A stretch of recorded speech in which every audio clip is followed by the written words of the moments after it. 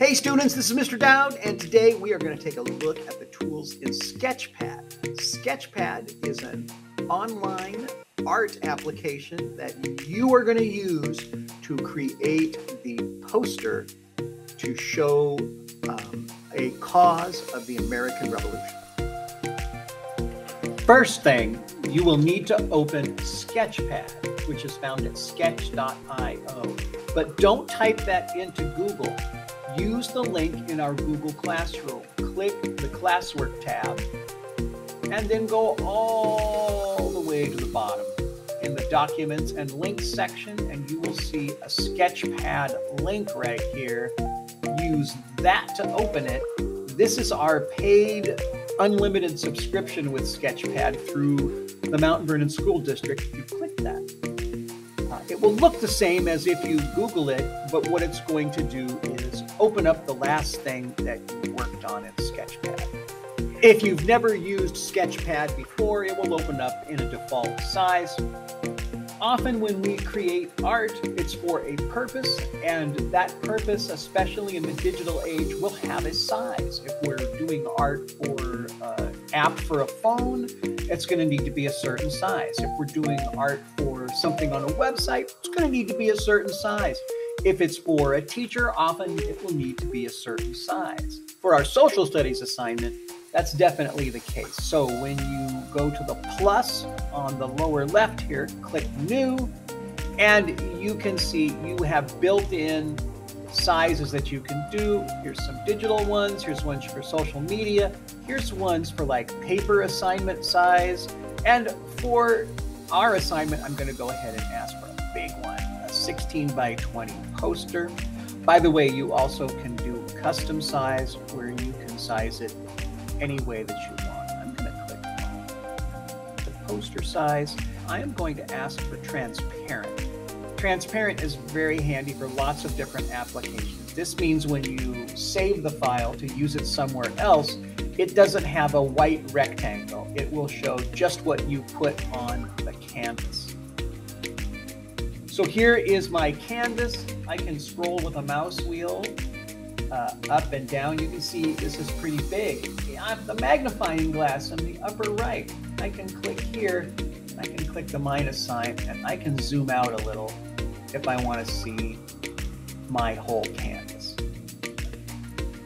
The art tools in Sketchpad are in the upper left of the browser window, and the top one is the selection tool. Once you have items on the screen, you are able to select them with the arrow. You will notice that when there's no items on the screen, it becomes a hand that lets me move the canvas around.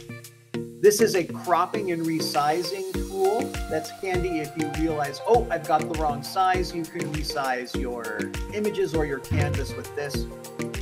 Here is the pencil tool. Now in Sketchpad, they actually hide a lot of things. If I click the pencil tool, a menu opens up, and then here in the pencil menu, you can see I've got all kinds of choices here. I've got a crayon choice that I can do. If I click here, you will also notice I can control the width of the line that I draw with. You will also notice, again clicking back, that I have colors that I can choose from. I can choose the basic colors, or I can manipulate them on the color scale here. There we go. Again, if I go back, I can click on these, I can resize them, or I can just delete them. The star, that is the default thing here, is actually your shapes tool. Sketchpad has a bunch of different shapes that you can use.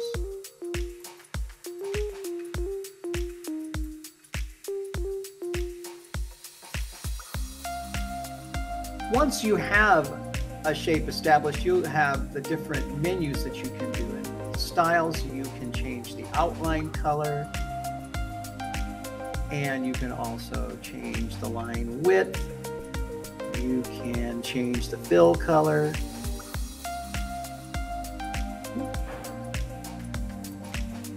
And you can also give it a cutout. You can cut something out of the middle of it if you want to. resize it, and you'll notice the little curved arrow on the corner. You can rotate your images as well. The clip art tool has quite a bit to it. If you click on one of the options, you can see you can scroll through a lot of different pieces of clip art. You can also search for clip art here. I search for a penguin. You can see I have some choices, and you can stamp it. Again, you can rotate and you can resize however it is that you want. And what's nice about Sketchpad also is you can edit these clip arts. For instance, if I go to my paint bucket tool, then I can, I have a vector fill option. I also have a pixel fill that will just fill the pixels, the dots on the screen of the same color. So I can choose, I want that penguin not to be that dark blue. I want it to be a green color, and then I can just click that and it will change the color of the penguin. The Sketchpad text tool is also pretty robust. It lets you click and create text.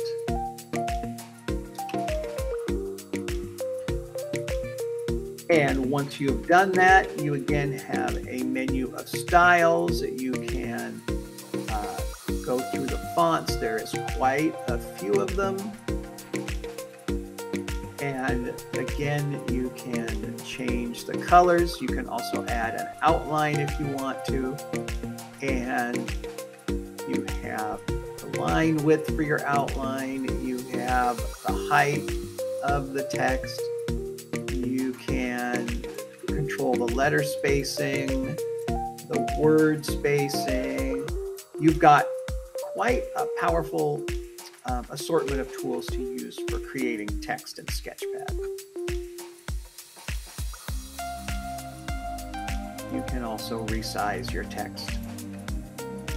Move it around, and you can turn it as well. Let me show you how you can access images from outside of Sketchpad.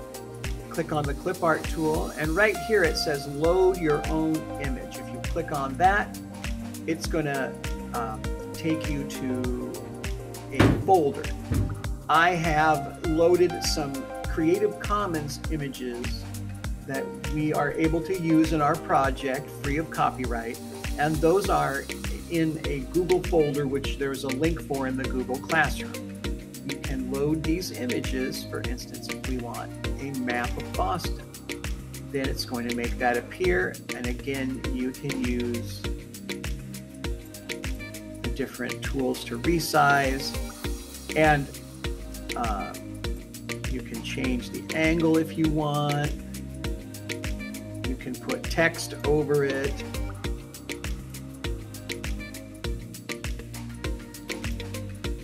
You can even fill parts of the image with color. Another important thing about Sketchpad are the layers, which are in the very upper right-hand corner of your screen.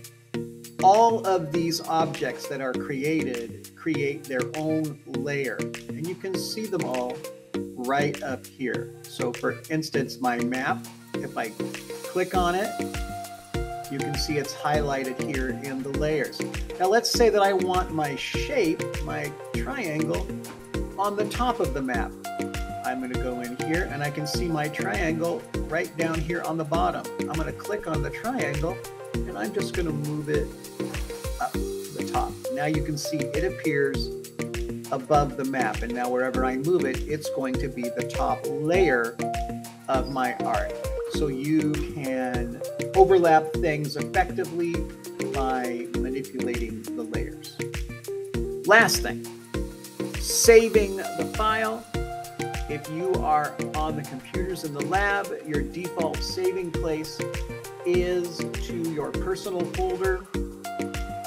Click the little save disk. It says export when you mouse over it. For this project, download a PNG file. When you click it, you will see it downloads to your browser window in Chrome, and that will now be by default in the personal folder. And that's the folder that follows you around to any school district computers. My suggestion is upload a copy to your Google Drive. If you're doing this on a Chromebook, it will load to that temporary file space on your Chromebook's drive, and you will need to move it to your Google Drive to keep a copy of it. There you go. Those are the basic tools in Sketchpad. Have fun and create something really cool.